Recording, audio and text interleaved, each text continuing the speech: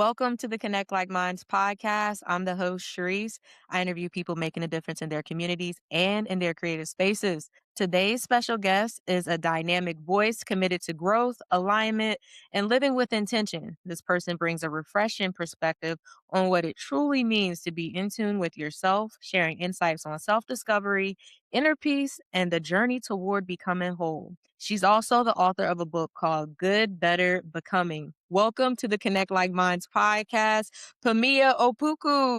Thank you so much for having me. I'm so happy to be here. Thank I'm you. Thank you. excited Thank to you. have you, girl. Finally. Thank you. Yes. So let's jump right into the interview. Tell everyone where you're from. I am from where everything dope comes from. I am from the Windy City, from the Good News Bear City, where Michelle Obama is from, Chicago. Yeah. It's cold. Yeah, cold out there. Is it cold?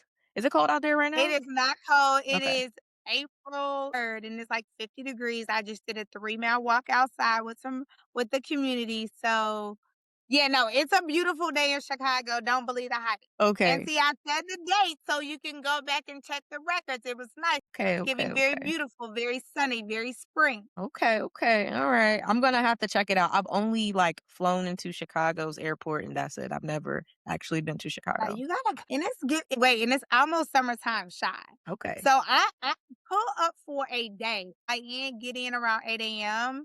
and take that last flight out, or do a night, an overnight, come in Saturday, leave Sunday. You can have summertime shy. You can have absolutely the best time, and it's gonna leave you wanting to come back because you'll be like, dang, wait, that happens on Tuesday night. You can go here, like such a vibe. Uh, 31st Street Pier, back. Okay, let me just let you go. I could talk about this city. so you were also raised in Chicago as well? I was born and raised on the north side of Chicago, home of the Chicago Cubs. Mm. Yeah, Okay, okay. Buena Park, Uptown, all of that. And how was it growing up in Chicago? I'm not sure how old you are. I'm gonna go with you maybe born in the 90s. Woo! Bless you, in the 90s. And I'm gonna say I was born in 1993. Mm-hmm. That would make me turning 33 this year. Yeah. Mm-hmm. Because I was born in But 92. So I turned 34. I turned 34 a few months ago. Okay. but but I was born in 83, so I'm gonna be turning 43. Wow, you look amazing, girl. Mm. Yeah. Yo, honestly, You look you look like you could be like 21. I'm not. I'm so serious. 21. Listen, you know what it is? You want me to tell you? Tell me. Want me to tell you? Come close. I go for walks to heal, Wow. and it reverses me. Mhm. Mhm. Mhm.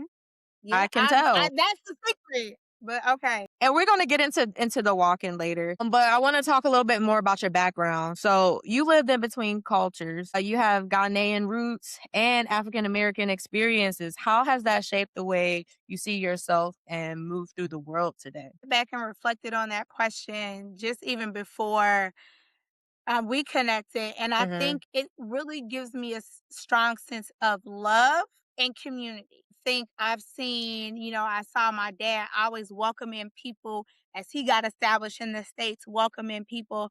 My mom was the first one to come from Michigan to Chicago, and later my both my aunts, two of my uncles, and my grandmother. So Mhm. I was fortunate enough to kind of have parents who like wanted family and help family and to love people. I was telling somebody I remember growing up, my mom.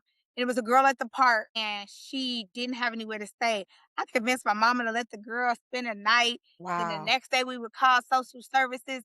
And like it was such a positive experience. And I Mhm. think growing up, always seeing love and then having parents who are always trying to figure out how to help people or bring people, that's how I live my life.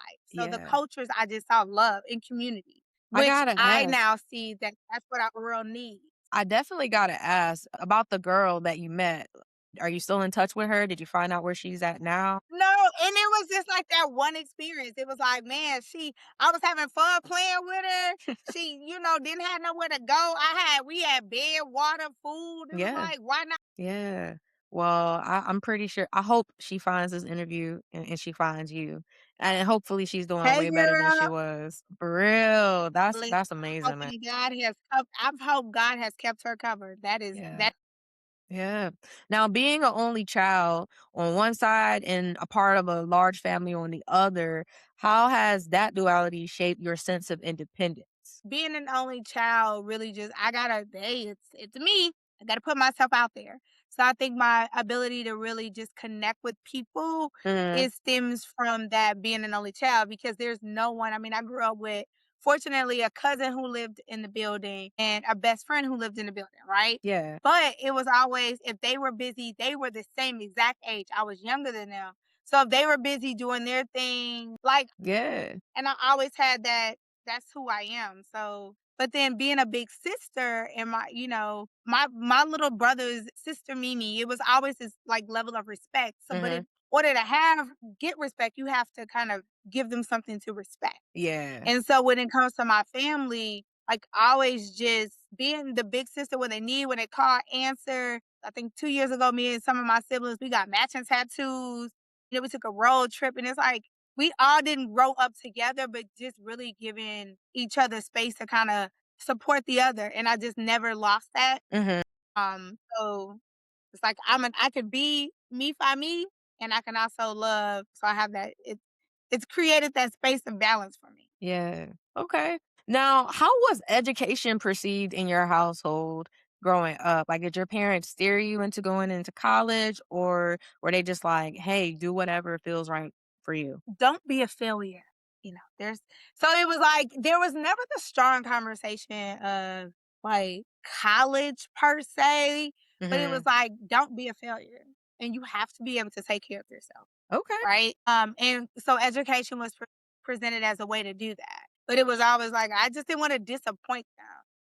Yeah. But my mom there was a point in my life to Northeastern Illinois University, like, we were all taking classes together.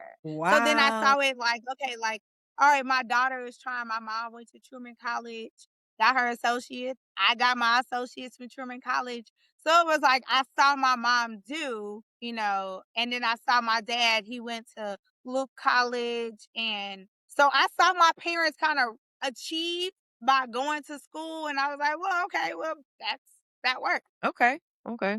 Now, what were your plans after college? Did you know what type of career you wanted to have? Not at all. I baby, I no, weeks, no. I did not know, and I went overseas, and I was like, "Oh, no, gotta go back." I was like, "I can't live here."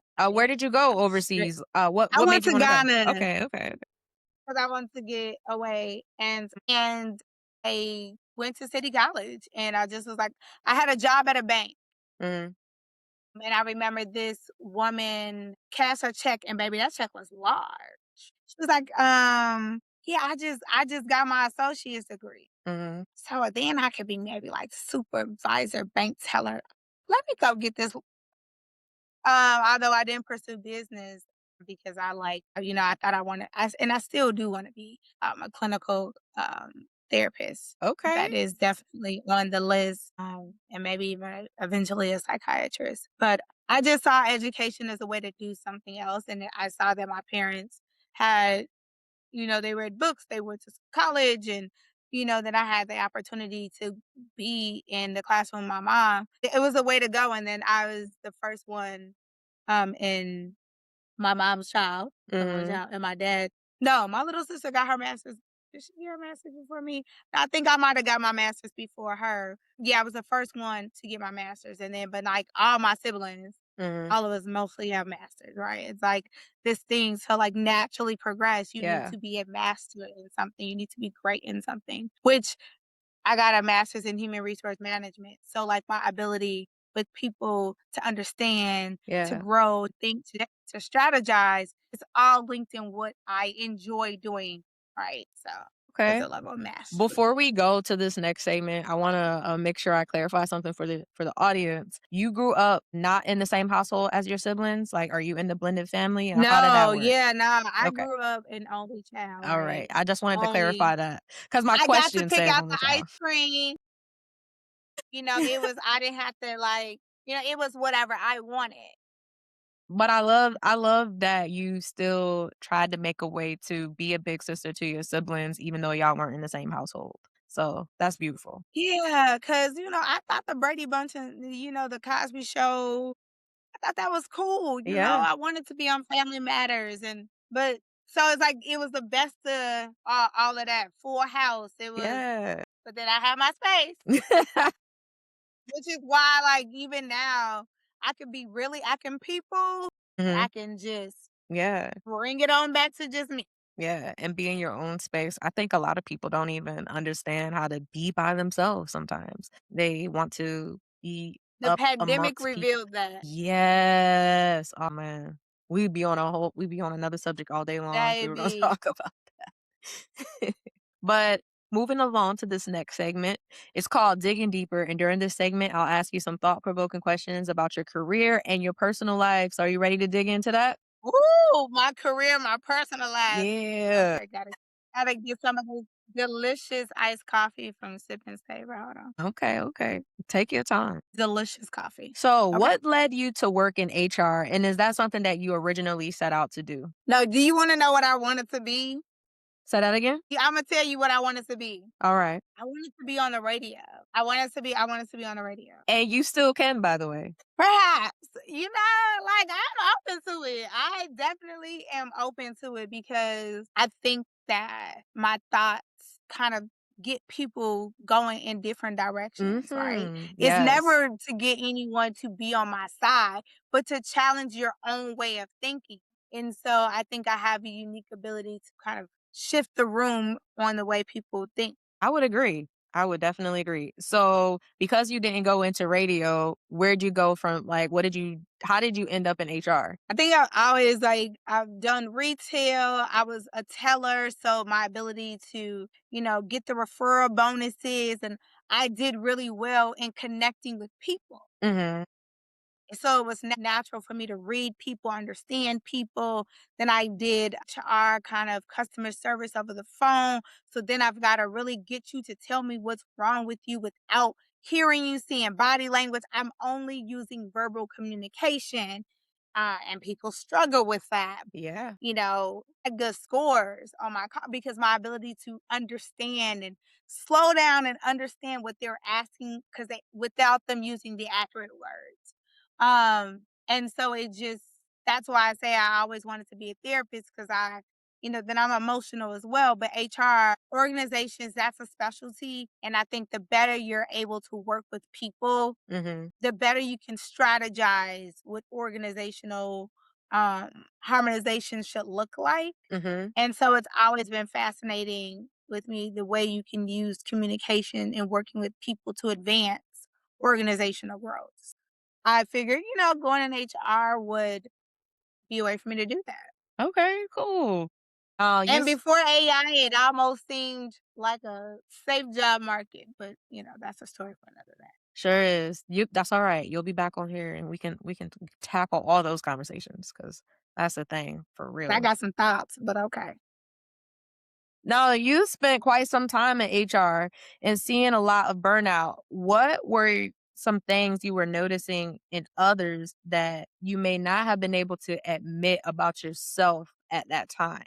So I heard the question, but what I'm hearing in my head is like what I saw is like I'm gonna be here unhappy, right? So I had to like, how much do I really want to grow if I gotta be unhappy at work? Mm, I feel I you. just it made me reject the whole be a superhuman at work because once you give that, they expect that all the time and you get burnt out and be tired. Yeah. But if you just meets expectations, you won't get fired. But see, what happens is you can't be meet expectations and challenge what they're doing because they're like, well, if you were so great, you would be a. I know because I knew if I exceeded expectations, you are always going to want me to perform at that level, Yeah. and I'd be tired. So when I would perform at a meets expectations, but challenge them like exceed expectations, and that's when they want to put you on a pit. Not Yeah. because you're wrong, because it's like, how dare you at the quality of the level of work you give? And it's like, no, I know if I gave more because I'm capable, you're going to burn me out and Yep. I'm be stressed out. You And then if you gonna challenge my FMLA, if I say I need some time off because I'm burnt out, when you coming back? How long you gonna be on? Your doctor notes been you know what? And that's why Yeah, you get meet expectations. facts. Now, what led you to even decide to leave at that time? Even if it wasn't for burnout, maybe it was just other things that made you want to leave. Listen, if I told you my husband was beating me up, what would you tell me to do? Tell you to What would leave. you tell me to I do? would tell you to leave. So if I tell you my manager is mentally beating me up, I would you'd be tell you like, to "Stick it leave. out." No, I It's wouldn't. not no. No, society tells you to stick it out. Just ignore them. It'll be okay. You work remotely 3 days a week, but they're very condescending in a Zoom call. No, and so the culture is to stay in those predicaments. And so, that's when I really started walking and really focusing on my physical health to kinda distract me from work. Yeah, But eventually I can't stay in those relationships for long. So just like you would tell me to leave a physically abusive relationship, I had to walk away from mentally abusive organization. yeah. And so as a millennial, I've done that a lot. And so what and in this last stint with being one of the 300,000 Black women laid off or let go in 2025, I had to say, okay, what brings me joy? Yeah. And it's not chasing this title, this salary. That at the end of the day, there's a level of burnout that just when you get to 40, you're just like, that's a lot. And I said, let me lean on faith and try something different. Okay. All right. Now, what was the major life transition that made you, I guess, initially start walking? Because I read your bio and it says something happened. So can you tell us about that? Well, I mean, so I've always been on a fitness journey. I've lost 100 pounds naturally. I think at that time I had been maybe around like 60 pounds that I had lost through a variation of workouts. And then right in 2020, I had a relationship that I was in, and then he broke up with me, and then during the breakup, he said something of the regards like, "You begged for this relationship." And I was like, Wow. I know I'm a pretty poodle, but I don't beg. So Yeah. I was like, and that really strung a chord with me because Yeah. I'm like, "Oh, wait, that's extreme." And I share that to say, like, it just really had to look inward, about the relationship and how I loved on myself for someone else's that's how they that was yeah, nah. And I mean, could have been some other things, but I just even the fact that you would fathom that to say, like, let me look at myself. Mhm. Let me and I think that what I came to find is that there were things that I was accepting that I truly wasn't okay with. And so when I dug deeper into that, I just was like, but walking allowed me to slow down to Mhm. address things that I typically wouldn't say in conversations with a girlfriend. Okay. Okay. Now tell But us. Go ahead. when you're walking, you by yourself. I mean, for me in the beginning, so it's like, well, Pamela, you can lie to everybody else, but you can't lie to yourself. And walking remove the barriers to lie to myself. Okay. Now tell us about the walking hour. So the walking hours. So, I just as I kind of so 2020 happened, COVID, everything that was, Mhm. there was a whole lot of shifts and turns. But I think during COVID, I had the only way that I could get and hang out and spend time with my best friend was if we were outside, but we could be together because social distance. Mhm. And so walking was a way for us to do that. So we started walking and it would be like, oh my God, this was so therapeutic. Well, 2021, 2021, started walking more. Then when the world kind of fully came back, I had just gotten into such a rhythm Mhm. with walking. And I started just make better life choices. I started to really respect myself more. I started to like get into more of what I enjoy. Like I went from being a consumer of fitness spaces to then creating curated fitness experiences to becoming a certified fitness instructor. So, I just started to get more aligned with things that really brought me joy. Yeah. So walking just kind of fed into my joy. It brought me closer to people, got me to try new experiences. And I'm like, well, this walking thing leads me to a lot of interesting spaces. And it was one Mhm. day I was walking and I was talking to my best friend. Mhm. And I was like, man, it'd just be dope if like women just got together and we just walked and talked. And it wasn't always brunch. It wasn't always something that was like had to be so super planned in advance, Yeah, right? It wasn't something, it was accessible. So it wasn't something that you had to budget for because life be life and it's for sure. expensive and the cost of gas and tires. So walking was that. You right. And then you Yeah. wanna, like, get together and spend $150 on your birthday, and listen, and even if you got it, you got it, but I've regretted some big back meals that I've had. I've never regretted a walk. I've Mm, never went on a walk and said, "I'd rather have been at brunch." Never! I've been at brunch and said, "I probably shouldn't have ate all that food." I feel that. I feel that 100%. So But how ha then I just wanted to kinda get together with people and walk, and Yeah, my best friend said, "You should do it," and the walking hour became what it was. okay. And I think it was a year that I had to get my first mammogram. Mhm. So it was like I wanted to go on this, like, we gotta get healthy. I'm like 40. Like, we gotta be like for real healthy. Yeah. So, how has the walking hour impacted community since you've created it? Well, just this past weekend we were at a coffee shop where we had over 75 women come out from a post on TikTok. So shout out to me as a millennial, Yeah. like using TikTok to connect with people. But so good. We supported a local owned coffee shop in the city. We got people together. Me as an entrepreneur, I was able to talk to people about my book and get them on the 21-day journey. So it was like a way to support each other. Mhm. I'm collaborating with a yoga instructor that I met at the walk, and we're going to start doing some a workout in yoga. So I'll do a guided cardio strength body toning workout Mhm. for 30 minutes and then she'll do yoga. And we're going to do that for free because I've been Wow. wanting to do some free fitness experiences in the park.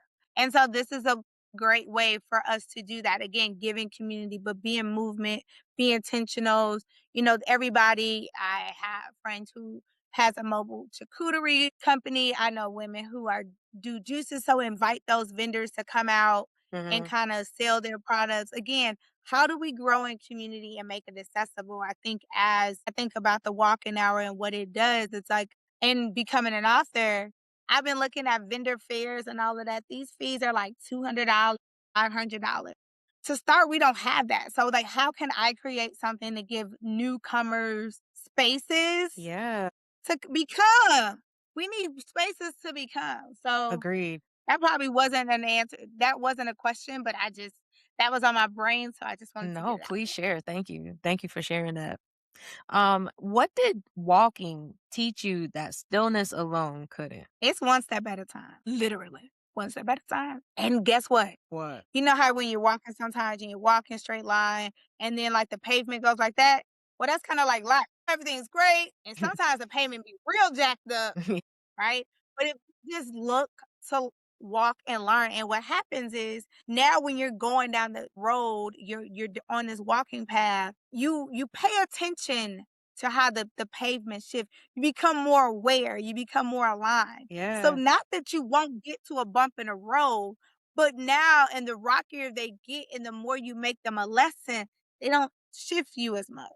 for And so sure. walking taught me how to get to navigate that in life as you do on a walk. Okay. Now it's time to talk about your book. Your book is a 21-day walking journey called Good, Better, Becoming. What was happening in your life that led you to create something so intentional? Woo! Child. Where the tissue at? I might have to get some tissue over Oh, here. I wish I could hug you. I was terminated from work. Like, another thing that walking did for me again is align me.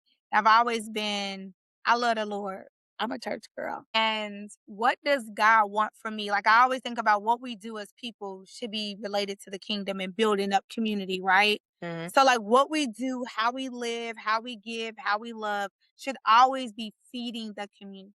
And so something that I know that has been natural for me is my ability to get people together in community. I'm the I'm the woman who can pull several different friend groups together and it be a vibe.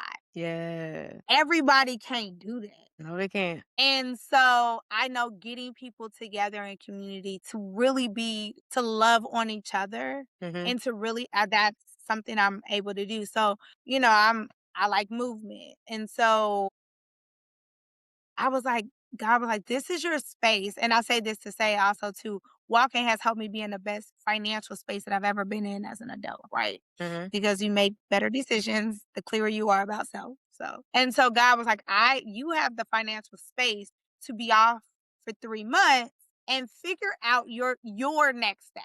Mm. Not Pamiya with the degrees and the career that your parents are proud of. Not that version of you. The version of you that, like, if you could be doing this for the rest of your life, what would you be doing? And so writing the book was that, like, I want to give the world love. This is how I loved on myself. It was through walking to this version of me. Mhm. I gotta tell them how I got here. Yeah. Right.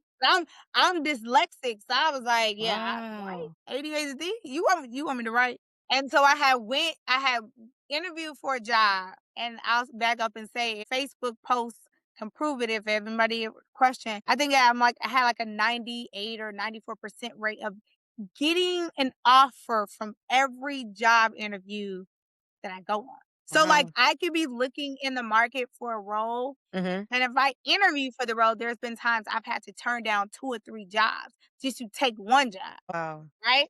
Yeah. Because I have skills. Went for an interview and I didn't get the job. And God said to me, "That's because I want you to create. This was the Mm. year of joy, and you've had so much fun with what you do with the walking out. Walking is your joy. I want you to give the world some joy." Last year, my pastor, Dean, shout out to my Pastor Reginald Rain Sharp Jr., Fellowship Missionary Baptist Church, said last year was the year of joy. So it's like God was like, "You gotta give joy." It was your year of joy. You had joy. All Mhm. our joy. That's a new song released by my church. So it's out today. It's on all live streams. This is your year to give it. Mhm. And you're financially in this space where you don't need to rush back to work. You have the space to do it. Yeah. So, okay, start. Like, I was like, what am I going to do? I said, I'm going to write. So, this was something that came to me in December of 2025. It, Mhm. it released on March 26th. So, like, the window in which I did this was very much God said, do. I said, okay, this is me investing money. This is whatever. And so I just went on a journey and said, if I were someone because people will work out, but they're like, walk, that's so slow. But healing takes time. Mhm. Getting the line takes time, but if you are moving so fast, you'll never catch it because you're just moving to be going forward. And walking allows you to strategically move as you go forward. And being strategic in how you approach things always yields to more sustainable outcomes. Girl, you preaching today. You know that? So it just really became the best way to get fit because the waste is wasting. I mean, so I went from having like a 60-pound weight loss to 100 because, you know, I was like a size 18, 20, 20. Mhm. I think I'm in a size 4. Waist is, Wow. Yeah. like waist is, that's walking. I mean, I do work out, I do lift weights and all that other stuff, but the waist, because when I walk, That's what's up. yeah, I would do a wasted walk, and because I've never worn a waist trainer or anything, I'm too cheap for that. So yeah, I don't. That wasn't even a question, but yeah, No, but I think you tied it together on, why you created that book. That makes a lot of yeah, sense. So what do you hope people confront about themselves during these 21 days while reading your book? who they want to be, Mm. how they want to love, yeah, and really we can't change how we stepped then, but we can slow down and focus on how we step. So I say that to say, like, what you've done before, who you were, that relationship that was, that job, that whatever you think you missed, you received. Take it as a win. I always say, and I say this in the book, it's like things happen for us, not to us. Oh, yeah, we're gonna talk about some excerpts in a little bit. Okay, okay, Eh, okay. So yeah, it's like walk away. That was then, this is now, period. We go forward. And I think that's why, life kind of, well, I know you're gonna ask me about the book, so I'm gonna just let you get there. But yeah. okay. So this is something I saw. It said, you said there was a time when you thought transformation had to be loud. What do you think that belief came from? And how did it challenge your life? Because everybody was saying soft girl gotta be like nails and spa days and baby, it was doing nothing for me. But I thought if I was like getting my nails done at one of the best nail shops in Chicago, shout out to T Nail Bar. The nails be T. That was supposed to make me stop. Hmm. That does nothing. But I noticed when I was moving my body, when I was owning up to the bad shit that I was doing out in our universe. When I was owning parts of me, the things that I could control without releasing that to I like it just made sense. And Yeah. so yeah, yeah. Okay. You also said alignment isn't about having life figured out, it's about feeling less divided within yourself. What did that eternal division look like for you before you found alignment? It's always, and I'll share this, being like choosing things to have something or choosing nothings to have yourself. Mm, And dang, when that's you deep. realizing you're choosing something to have something, but you don't have yourself, what do you really have? And is that like, and that wasn't sustainable.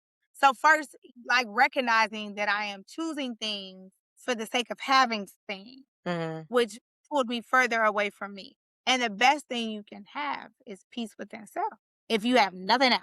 And so how did I needed to get back to for peace within self. That part of me in my childhood who was happy Hmm. to have a long time. Okay. I needed to get back to because I was peaceful. Agree. So walking really helped me reclaim my time. Okay. I agree with you on like I think I was telling you earlier, like some people just don't know how to be alone. And I actually go on walks, probably not as often as you, but I do go on walks sometimes and it is very peaceful. And I don't think of business plans during my walk. Maybe I should, but I totally agree. Like it definitely like you're able to just I don't know, let go of all the distractions. I agree with you. You do, and I challenge you when you say you don't think of business plans, I think you probably think of what you want. What do you want? Yeah. And so for me, I want to use my gifts to spread love and joy. Mhm. I want to make America healthy again, Mm, right? I want the best for you, but I want the best for me. And I know that it starts with our health, for sure. right? And that's both mental and physical. Yeah. Well, walking has the ability to do that. So it's like, let me take you on this journey with me because it's really helped me here and it's helped me here. Mhm. And I want you to have it too. And I can tell, I And can tell. this the best part. Hold on, you ready? Let's go. It's free. Right. To be a millionaire. I wrote the book to impact 1,000,000 people. Yes, ma'am.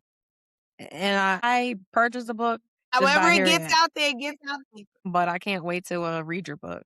Can't wait to read your book. It's available on Amazon. I got it. Well, it's just not here yet. It's, like, in transit, but yeah, for sure. Right. How do you unlearn the need for external validation when you're learning to trust your own alignment? Yeah, yeah. I know that's right. Mhm. Okay. If someone is listening right now and feels disconnected from themselves, what's one small step that they can take to begin their own becoming? Yep, I like that. Yeah. Mhm. Mhm. Yeah. Yeah. Mhm. Okay. I'm not even going to front. No. No, I could not tell. Oh, okay. Mhm. Mhm. Dope. Yeah. Mhm. Yeah. Okay. Yeah. Okay. Yes, ma'am. I do. I do know that scripture. I grew up a church girl too. In church probably 4 times a week, probably 5, but yeah. Can you remind everyone where they can get your book from again just one more time before we go to the next segment? Okay. Nice. Now the okay. The next segment is called Uncomfortable Questions. Are you ready for this? And I'll ask you some either or semi rapid fire questions. The catch is you have to choose one and explain why you're choosing it. So, first one I have is evening walks or morning walks. So evening walks. Okay. Yeah. Okay. Yeah. You got to choose one though. So, okay. Silence or music? I kind of thought you were going to say music. Only because when we got on here, you were playing music. So I assumed it would be music. Mhm. Yeah. Mhm. Wow. Yeah. So do you do Zumba classes? Mhm. Mhm. Huh. Okay. Routine or flow? And break that down. Yeah. Mhm. Mhm. Mhm. Yeah. Right. Yeah. Okay. It does. It does. Okay. Okay. I'll give you that one. You do, you do, you do. I like it. I like it. Yes. Discipline or motivation? Why? Yeah, yeah. Right, right. Yeah. Okay. And I for sure. I think also like you don't always have to have the motivation to do something. Sometimes you don't want to do something, but you still do it. So I'm with you on that. 100%. And you mentioned that you don't wanna do nothing sometimes, so rest or productivity? Man, I'm not giving it to you. I'm not giving it to you. Mhm. Yeah. Okay. Okay. Yep. That's a no, for sure, man. Mhm. Mhm. Okay. Yeah. Okay. I'm still not giving it to you. So, productivity. Alright, last one, last one. Peace or pressure? I like that. Mhm. Yeah. Yolanda Adams made a great song about that called "Be Still." It's a great song. All right, this final segment is called Rants with Sharice. And during this segment, you get to rant about anything you want. It could be about people not bathing, people not putting on deodorant, people not using signal lights, whatever. But after you share your rant, you have to give us a solution and explain what people need to do to fix it. All right, floor is yours. Go ahead, share your rant. Yeah, yeah, right. Yeah. Everywhere too. That's not just in Chicago. It's here too. So what do they need to do about this? How to fix it? Yeah. Yeah. Yeah. Yeah. Yeah. I believe it. I believe it.